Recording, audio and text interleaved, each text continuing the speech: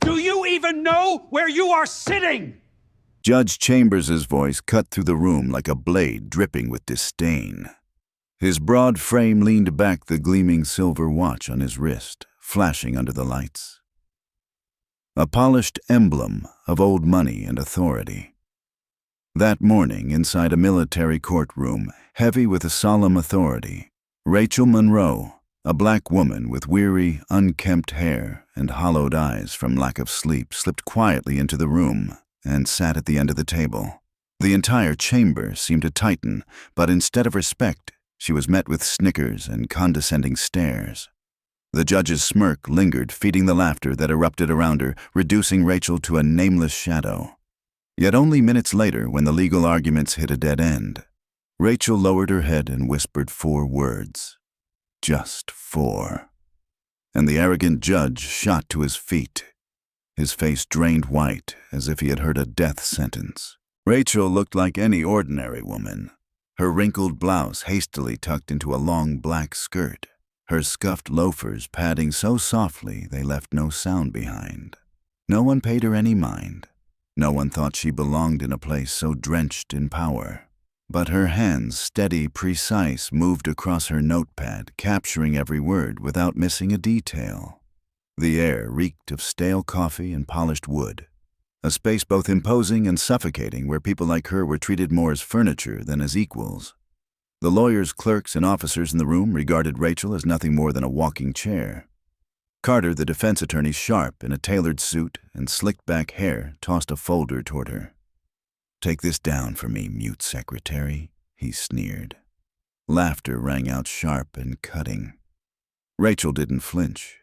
Her hand caught the folder smoothly, her fingers brushing over the striking red seal, then set it neatly beside her. For a fleeting moment, her calm was almost unsettling, like she knew far more than anyone dared imagine. The closed-door hearing whittled down to only a few powerful faces. Chambers leaned back in his chair, his eyes dripping with disdain as he locked them on Rachel. "Do you even know where you're sitting?" His heavy voice drew chuckles from clerks. Carter joined in, muttering just loud enough, "What is she even doing here, secretary or janitor?" The laughter grew louder, crueler. Rachel paused her pen for a beat, then resumed writing, her eyes fixed on the file on that red seal that seemed to hold a meaning only she could read. Ellen, the young prosecutor with a sharp bob and a counterfeit smile, wasn't about to miss her chance. She nudged her coffee cup forward, red fingernails tapping against the porcelain. "Since you're just sitting there, pour me some coffee, would you?" The sweetness in her tone was poisoned with contempt. The clerks chuckled again. "She's probably used to that kind of work," one whispered. Rachel's hand tightened around her pen, then eased. She pushed the cup back, locking eyes with Ellen. Her voice was low but firm. "I don't work for you." The room froze. Ellen's smile shattered. The mocking laughter evaporated. When the digital files suddenly locked for lack of access codes, tension spiked. 2 IT staffers tapped furiously, mumbling about clearance levels. Carter drummed his pen impatiently, scoffing, "This is why I hate trials run like amateur classrooms." The whole room waited. Rachel tilted, her head fingers gliding over the keyboard. In less than 10 seconds, 12 keystrokes cracked the barrier, and the archive bloomed across the screen. Silence fell heavy. One IT tech, round glasses slipping down his nose, stammered, "How did you know that Rachel closed the laptop without a word?" An older clerk whispered, "Only a level 5 intelligence officer would know that sequence." Every gaze shifted to Rachel, but she was already back to her page. At the water station during recess, Ellen still wouldn't quit. She spoke loudly, her words carrying, she probably just Googled it. Anybody can memorize a string of characters. Clerks cackled, one even mimicking Rachel's hunched posture. This time, Rachel rose. She poured water slowly past Ellen and tipped the bottle just enough to let a single drop stain her polished shoes. Careful Rachel murmured, her tone soft as silk, but sharp as a blade water leaves a mark. Ellen's face burned crimson. The laughter collapsed. The air thickened with unease. Rachel returned to her seat, water bottle in hand, every step tracked by the room's eyes. Chambers held his stone-cold mask unmoved. When Rachel quietly pointed out a gap in Carter's argument regarding jurisdiction, Chambers' cold laughter cut through the silence. "So now you want to teach us law?" The laughter roared again, fake and cruel. A guard by the door muttered to his partner. She probably was just an information clerk in some back office. Rachel stayed unbothered, opening the file to reveal a hand-drawn sheet covered in sharp lines and cryptic symbols. The room went deathly still.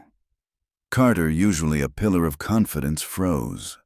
His gaze latched onto the drawing like it might leap off the page. Rachel leaned back, arms folded, waiting calmly. It wasn't a doodle. It was a precise map of an operation never disclosed. Silent Wolf, a CIA mission so buried official records denied its existence. Carter's smirk dissolved into panic. Who gave you that?" he stammered. Rachel lifted her eyes steady and unshakable. "I wrote it." 2 words, but they smashed the arrogance in the room like glass. The weight of silence pressed down. A young lawyer who always fidgeted with his wedding band stopped cold. Chambers slammed his gavel for order, but his own gaze kept darting to the sheet. No one spoke. The next day, Marcus, the longtime clerk with the gaudy tie, tested her. Adjusting his glasses, he leaned over Rachel's desk, smirking. "So you're the mysterious woman now? Got any more tricks?" Nervous laughter trickled. Rachel didn't answer. She opened a worn notebook, its pages crowded with symbols, dates, coordinates. Marcus's grin collapsed. He staggered back, glasses sliding down his nose. "Where did you get this?" His voice rasped, stripped of mockery. Rachel closed the book and set it aside. Her calm movement sent ripples of unease through the room.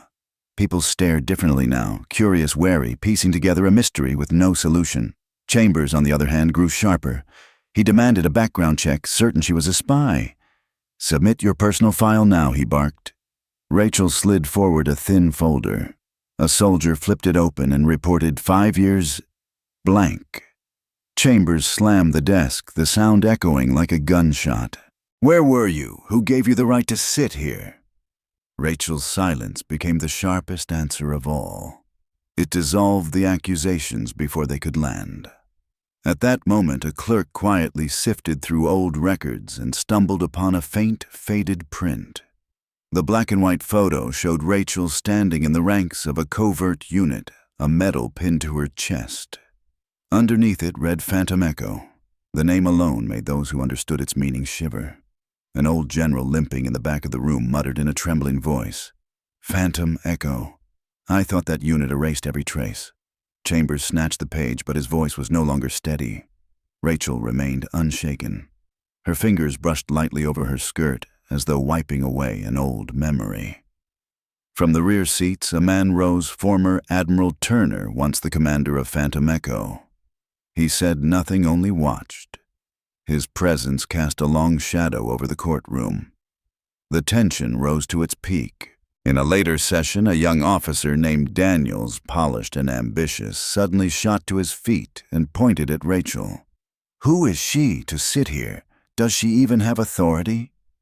His voice thundered, but Rachel simply tapped her pen twice against the desk, a signal predetermined. Daniels froze, his confidence shattered. The old general cleared his throat, and Daniels sank back into his chair, face flushed, silent. Everything seemed to return to stillness. Rachel resumed her notes as if nothing had happened. Then Clara, the stenographer, with a habit of chewing her pen, delivered her cruelest line yet. "I heard she's just a low-level assistant. Probably slept with someone to get this seat." The words fell sharp as blades. The room waited for Rachel's reaction. Calmly, Rachel set her bag on the table and drew out an old, scratched dog tag. The name stamped on it wasn't hers, but that of a soldier from Phantom Echo. Clara went pale, her pen dropping from her lips. The whispers died instantly. Rachel slid the tag back, returned to her files, and the air grew heavier than ever. Chambers refused to accept defeat. His voice cut like a knife. "I don't care who you were. In here I am the law." The courtroom froze. Every eye turned to Rachel, waiting for her to crumble under the weight. But she lifted her head, meeting his stare of authority with a gaze stripped of anger or fear, only pity. That look unsettled Carter in his chair and silenced the whisperers. Chambers pressed harder, but his own voice trembled. Rachel didn't need to speak. Her eyes alone tipped the scales of power inside a chamber thought untouchable. "You think I'm afraid of your shadowy past?" Chambers sneered his laugh, echoing coldly. "This is my court. You're nothing but a ghost. I am the voice here." Rachel sat with her hands folded, silent. She tilted her head slightly like a question left hanging in the air. The room chilled as though the oxygen had been pulled out. One morning before the hearing, Greg, the burly security officer known for his booming laugh, decided to make a joke. He dropped a stack of papers onto Rachel's desk, sending pages flying. "Oops, sorry. Guess you're used to cleaning up messes, huh?" Laughter rippled through the room. Rachel bent down, gathered each sheet slowly, carefully. When she rose, she returned them to Greg, but one slipped free, a classified record marked with a red seal. Greg's face drained. He reached to snatch it back, but Rachel was quicker. "You dropped this," she said softly, her voice sharp as glass. Greg's grin died, his hand trembling as he reclaimed the stack. The laughter vanished. During recess, Rachel gathered her papers, every motion deliberate. Chambers kept talking with his aide, not noticing. But as she passed by, Rachel whispered 4 syllables. "Sable Echo 1. Chambers froze, blood draining from his face. He lurched, upright chair screeching. No one knows that code," he stammered. Rachel didn't stop walking. Her footsteps clicked softly against the tile, then she turned. "I heard you call it in the Syrian woods 2 in the morning, when you begged to withdraw and left your men behind." The room went deathly still, even breathing felt heavy. Chambers clutched the bench hands, shaking. Rachel closed her bag and walked away, leaving behind an air thick enough to choke. In the hallway, a reporter named Laya, sharp-eyed heels clicking, blocked her path. "You're the ghost, aren't you? Got any secrets you want to spill?" Other reporters swarmed, pens and recorders ready. Rachel stopped, the strap of her bag slipping on her shoulder. She looked at Laya, then at the recorder. "You're asking the wrong person." Her voice was soft, but weighted, forcing Laya's hand to lower the mic. The others stepped back. Pens stilled. Rachel walked on, leaving them rooted, unsettled, questioning. The fallout came fast. Within a week, military papers announced Judge Chambers' sudden resignation, no explanation given. Rumors spread he had been undone by a ghost in the courtroom, silenced with a single whisper. Carter, the smooth attorney, lost his position when leaked emails revealed his mockery of security protocols. The young lawyer with the wedding band fidget lost his coveted conference seat. The guard who once called Rachel a secretary was abandoned by his peers, cut out from their circle. No explosions, no drama. Only truth, quiet but relentless, found its way to each of them. Ellen, the bob-haired prosecutor, tried to keep her pride. The next week, she returned her smile stretched thin. During a hearing, she ignored Rachel addressing the new judge with feigned confidence. But when she couldn't find a crucial file, panic set in. Her hands shook as she searched frantically. Rachel slid a sheet across the table, the missing file still bearing its red seal. "You left it in the lounge," Rachel said evenly. Ellen's face burned red, her smile gone. Everyone watched, and no one dared laugh at Rachel again. Rachel kept showing up, same seat, same wrinkled blouse. But the atmosphere had shifted. The new judge, a woman with gray-streaked hair and stern eyes, noticed her from the start. In one session, she paused, nodded slightly. "Monroe, we'd like to hear you." Chairs scraped as the room went silent. Rachel rose each step steady as she approached the stand. And something remarkable happened. People stood not by order, but by instinct. Out of respect. Her testimony was brief, her tone clear and composed, but her gaze sweeping the room spoke volumes beyond words. Years earlier, she had stood in another place, dust swirling down a road, a Humvee rumbling the radio, crackling Sable Echo 1. She had been there when the order to retreat came, when soldiers were abandoned in the dark. Her hands, then clutching a map, had marked every position unseen by others. Now those same hands held only pen and paper, steady as ever. No one knew the full story, but the way Rachel stood, the quiet certainty in her eyes told enough. One day, Sarah, the eager intern, desperate to impress, handed Rachel a file and whispered to a colleague, "Why does she get to touch this?" "She's nothing." She thought the whisper would vanish into the air, but it echoed through the room and everyone waited to see how Rachel would respond. Rachel froze her hand, pausing on the stack of files. She separated one document, a classified report with redacted sections, and handed it back to Sarah. Her voice was low but firm. "This isn't for you." Sarah's face drained of color as she realized her mistake. The room fell silent. Her colleague stepped back, leaving Sarah alone to face the weight of her blunder. Rachel didn't look at her again. She simply resumed sorting the papers, her expression unchanged. From that day on, no one whispered behind Rachel's back anymore. The mocking laughter disappeared.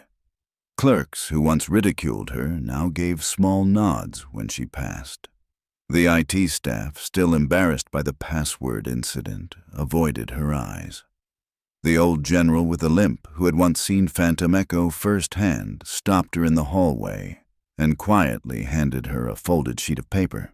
It was an old photo of the Phantom Echo team. Rachel stood in the center, younger then, but with the same steady eyes. She tucked the picture into her bag and kept walking. No one asked. They didn't need to. One afternoon, Marcus, the clerk with the gaudy tie, tried to make amends. Carrying a cup of coffee, he offered a sheepish smile. "Hey, no hard feelings, right?" Rachel glanced at the cup, then met his eyes. She set it down on the table, her tone calm but decisive. "I don't drink coffee." There was no cruelty in her words, only clarity. Marcus froze his bright tie, suddenly too loud, too out of place. He muttered something and backed away, shoulders slumped. For the first time, the room saw Marcus without a smile. Carter tried to save face. A week later, he returned with a fake grin, acting as though nothing had happened. Spotting Rachel in the hallway, he called out loudly, "Still tapping out secrets, huh?" His voice carried desperate for attention. Rachel gave no reply, only a long, steady look. His grin faltered, twisted, and broke. After that, Carter never came back. The young female lawyer, who once twisted her ring caught up in Carter's scandal, grew quieter. She sat at the back, fidgeting with the band, her eyes following Rachel like someone chasing a riddle they could never solve. The new judge ran the courtroom differently. No shouting, no show of force. She simply looked and people listened. When Rachel spoke, the room fell still, not because they were ordered, but because they couldn't do otherwise. Once during recess, a young clerk dropped a file. He scrambled to collect the pages, mumbling apologies. Rachel bent down to help, her fingers brushing over the red seal. "Careful," she said, her voice soft but steady. The young clerk flushed, rushing out. Those who watched understood Rachel's words carried weight. Always. In one session, a visiting lawyer named Paul, loud-voiced, puffed with arrogance, pointed at Rachel and joked, "I don't get it. Why is she sitting at that table? Maybe she's here to take lunch orders." A few chuckles broke out, strained and awkward. Rachel said nothing. She opened her bag, withdrew an old military key etched with a code, and placed it on the table. Paul froze mid-laugh. The old general at the back shifted forward, his eyes fixed. No one asked questions. Rachel slid the key back, her hand unwavering. The silence weighed heavier than any words. Then one day, Rachel's husband appeared. No one had expected him. He entered the courtroom, tall, quiet, his coat neatly folded over his arm. He didn't need an introduction, didn't need a name. The air shifted like a storm sweeping in. Carter's replacement faltered mid-sentence. The young lawyer stopped twisting her ring. The old general stood tall, forgetting his limp. Rachel remained still, bag in hand, her eyes calm. The man gave her a single nod before taking a seat in the back. No one spoke to him. They didn't need to. His presence alone was enough. The consequences spread further. The guard who once mocked Rachel was reassigned to a forgotten desk job. Rumors about him spread fast, cutting into his reputation like a knife. The young female lawyer was pushed out of important meetings, her name vanishing from memos. Carter's firm released a statement severing ties. Online, his name flooded forums linked to his leaked emails bragging about shortcuts and security. The internet did the rest. Rachel didn't need to act. The truth found its way. One morning, Leia, the sharp-eyed reporter with short hair, was waiting outside again. Her heels clicked against the marble as she drew near. "Just give me one line," she pleaded, her smile brittle. Rachel stopped the strap of her bag slipping slightly on her shoulder. She glanced at Leia's notebook and spoke. "Write this. The truth doesn't need a headline." Leia froze, her pen suspended. Rachel walked on her steps, silent against the polished floor. The other reporters lowered their cameras, struck speechless. Day after day, Rachel still came. Same seat, same wrinkled blouse, same steady hands. But the air was different. No more ridicule. People didn't look at her with fear now, but with respect, even understanding. Rachel no longer needed to prove anything. Her silence was enough to fill the room. The way she folded her bag, the way she walked out, the glance she gave you in passing, each carried more weight than 1,000 words. Rachel was no shadow. She was someone who had been there, who had witnessed what others dared not name. She carried it still quiet, unyielding every single day. This wasn't just her story. It was for everyone who had ever been dismissed, ever pushed aside. Those who stayed silent not out of weakness, but because they knew their truth didn't need to be shouted. You've felt that, haven't you? The sting when others thought less of you. The heaviness when you held your silence, believing one day they would see. You weren't wrong, and you're not alone. Rachel's story is also yours. She walked through it all, and so can you. Where are you watching from? Leave a comment below and subscribe to the channel to continue this journey through betrayal, survival, and finally healing.